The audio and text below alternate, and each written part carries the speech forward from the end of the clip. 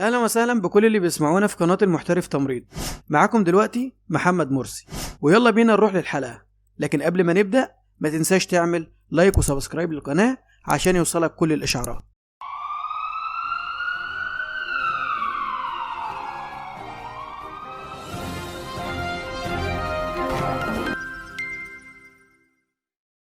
اهلا بيكم في ثالث حلقة من حلقات الميكانيكال فنتليتور. وحلقة النهاردة مهمة جدا لانك باختصار كبير بتعرف ايه هي الانظمة اللي بيشتغل بيها جهاز التنفس الصناعي. وحلقة النهاردة بنسميها مودز اوف ميكانيكال فنتليتور. لو جينا اتكلمنا عن الفنتليتور مودز هنلاقي ان الفنتليتور او الفنت عندنا بيشتغل على حسب درجة الوعي وحسب المريض قادر يتنفس قد ايه، والاختلاف ده بنسميه الفنتليتور مودز. وعندنا اكتر من مود بس كلهم تبع البوزيتيف بريشر فنتليتور، وده بيكون منقسم لثلاث اجزاء. اول جزء الفوليوم سايكل، تاني جزء البريشر سايكل، تالت جزء التايم سايكل. نيجي نمسك اول حاجه واللي هو الفوليوم سايكل. هنا بيكون التهويه بالحجم، وبنحدد التايدال فوليوم اللي هي كميه الهواء اللي هتدخل الرئه كل نفس، وبالتالي الفنت بيعمل تضخم للرئه بمعدل ثابت لحد ما الكميه اللي انا محددها تدخل الرئه، وبالتالي التايدال بيكون ثابت في كل نفس. واللي هيتغير البيك انسبيراتوري بريشر اللي هو بنرمز له بالرمز بيب، اللي هو الضغط اللازم عشان تدخل كمية هواء للرئة، بمعنى ان كمية الهواء اللي انت محددها هتدخل الرئة كاملة حتى لو زاد الايروي ريزيستنس. فجهاز الفنت هيدي اعلى ضغط ممكن عشان يدخل كمية الهواء اللي مطلوبة. وخد بالك دي حاجة مش كويسة، لان نتيجة زيادة الضغط داخل الرئة هيزود الضغط داخل الالفيولاي، فهيحصل حاجة اسمها لانج انجري. نيجي للاكثر استخداما وهو الجزء الثاني اللي بنسميه تايم سايكل. هنا بنستخدم عدد ثواني معين بينتقل فيهم الهواء للمريض، وبنستخدمه اكتر مع حديث الولاده والاطفال. نيجي لثالث جزء واللي هو البريشر سايكل. البريشر سايكل اللي هي التهويه بالضغط. احنا هنا بنحدد البيب فبيكون ثابت، واللي بيتغير معانا التايدال فوليوم. مش بيكون مناسب للمريض اللي عنده ناروينج في الاير واي اللي هو الضيق في مجرى الهواء، لان الهواء والاكسجين اللي داخلين مش كفايه. نيجي بعد كده للمودز اوف ميكانيكال فنتليتور، المودات بتاعه الفنت. في عندنا اكتر من مود لجهاز الفنت، وده بيتحدد حسب حاله المريض. هنحاول نشرحهم بشكل مبسط. اول حاجه وهو كنترولد ميكانيكال فنتليتور، واللي بنرمز له بالسي ام في. ده اول نوع تم اختراعه. مشكله النوع ده انه مش بيسمح باي تجاوزات للمريض، زي ان المريض يحاول انه ياخد نفسه. بيشتغل حسب ما احنا مظبطين اعداداته. بنستخدمه مع حالات الديب كوما والاندر جنرال انستيزيا. المريض هنا لو فاق وحاول ياخد نفسه الجهاز مش بيسمح له، وفي الحاله دي المريض بيفيط على الجهاز. والحل هنا بيكون انك تديله سيديشن او انك تغير المود. نيجي للمود اللي بعد كده واللي هو اسيستد كنترول فنتيليشن، واللي هو بنرمز له بالاي سي. قبل ما نبدا شرح الجزء ده عايزك تعرف حاجه. عندنا لو المريض بدا النفس بنسميها بيشنت ترايجر، لو الجهاز اللي بدا النفس بنسميها كنترولد ترايجر. عندنا الاي سي في بيتكون من حاجتين، اسيستد بريس وكنترولد بريس. الاسيستد وده النفس اللي المريض بياخده، تاني حاجه الكنترولد بريس وده النفس اللي الجهاز بيديه. المريض هنا ممكن يعتمد بشكل كلي على الجهاز ويسيب نفسه للجهاز. لو المريض حب يتنفس الجهاز بيسيبه ياخد النفس، وكمان لو المريض ما كملش النفس الجهاز بيساعده ويكمل النفس للمريض. وقت الراحه ما بين النفسين على حسب ما احنا محددين طبعا التايم. لو المريض مثلا عايز يتنفس الجهاز بيسمح له انه يبدا النفس، بس لو المريض مثلا قدرته 200 واحنا حاطين تايدال فوليوم 500 الجهاز بيساعد المريض ويوصل له ال 300 اللي ناقصين. ان الجهاز بيعمل اسيست للنفس ويوصله للتايدال فوليوم اللي احنا محددينه، وبعدين يحصل الاكسبيريشن. لو المريض حب ياخد اكتر من التايدال فوليوم الجهاز ما بيسمحش، وطبعا هي دي المشكله. المشكله هنا ان المريض ممكن يحب يخرج النفس اللي هو اخده قبل ما يوصل للتايدال فوليوم اللي احنا محددينها. في الحاله دي الجهاز هيحاول يدي باقي النفس والمريض هيحاول يخرج النفس، ويحصل حاجه اسمها فايت بين الجهاز اللي هو الالارم، والمريض هيبدا يكف اللي هو هيبدا يكح. والحل هنا انك تدي سيديشن او تغير المود.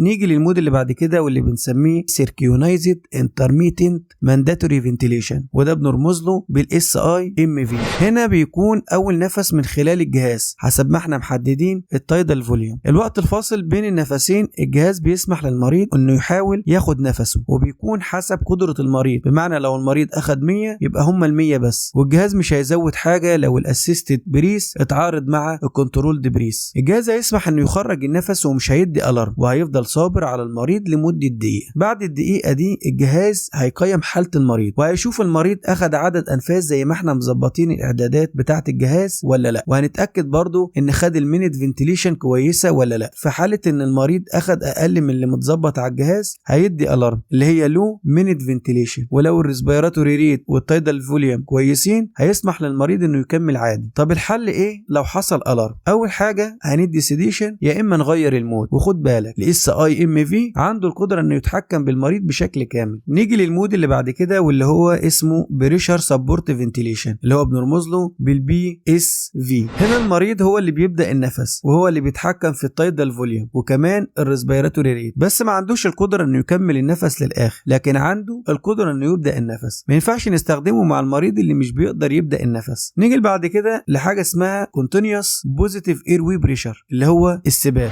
هنا الجهاز مش بيتحكم في الريسبيراتوري ريت ولا التايدال فوليوم، لكن المريض هو اللي بيحددهم. انما الجهاز بيعمل حاجه اسمها بريشر بشكل مستمر على الاير واي فبيحافظ عليها واسعه، فالمريض بياخد نفسه بشكل كويس. خد بالك السباب ممكن نوصله للمريض انفيزيف ونون انفيزيف. لو انفيزيف هيبقى عن طريق الانبوبه الحنجريه او الشق الحنجري، وده بنستخدمه لو هنغير المود من وضع اعلى لوضع اقل. بمعنى لو المريض مثلا على اي سي في وحبيت اعمل ويننج وهو مركب التيوب. نيجي للنون انفيزيف وده بيكون عن طريق الفيس ماسك، وده بنستخدمه لو اول مود هنحط عليه المريض هو السباب. اشهر الحالات اللي بنستخدم معاها السباب هي حالات السي او بي دي وحالات الاوبستراكتيف سليب ابنيا. نيجي للمود اللي بعد كده واللي هو اخر مود اللي هو بنسميه باي ليفل بوزيتيف اير واي بريشر اللي هو بنرمز له بالباي بيب.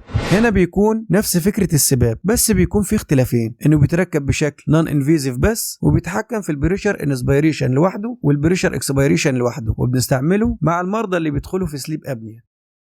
وبس كده يا شباب. طبعا اتمنى يكون استفدتوا من الحلقة واستمتعتوا بيها، واتمنى من الناس اللي ما شافتش الجزء الاول ولا الجزء الثاني تروحوا تشوفوه عشان تستفادوا منه. وطبعا يا شباب اللي ما يعرفش اي حاجة عن جهاز التنفس الصناعي هيبدأ يعرفه من خلال الحلقة الاولى والحلقة الثانية. اتمنى اللي ما شافهمش وسامع الفيديو لحد دلوقتي يرجع يشوفهم، في معلومات كتيرة جدا ليك. لو انت تمريض في اي مكان كريتيكال في المستشفى فلازم أن تكون عارف ازاي بتشغل جهاز التنفس الصناعي، ولازم تبقى عارف ايه هي الانظمه بتاعته، ولازم تبقى عارف كل حاجه عن جهاز الفنت. فطبعا يا شباب اتمنى من كل الناس تشوف الفيديو الاول وتاني وتشوف التالت كمان، واستنونا ان شاء الله في الحلقات الجايه. هنبدا ان احنا برضو نتكلم عن باقي حلقات جهاز التنفس الصناعي، وان شاء الله تستفادوا منه وتطلعوا من السلسله دي بتعرفوا كل حاجه عن حالات الفنت.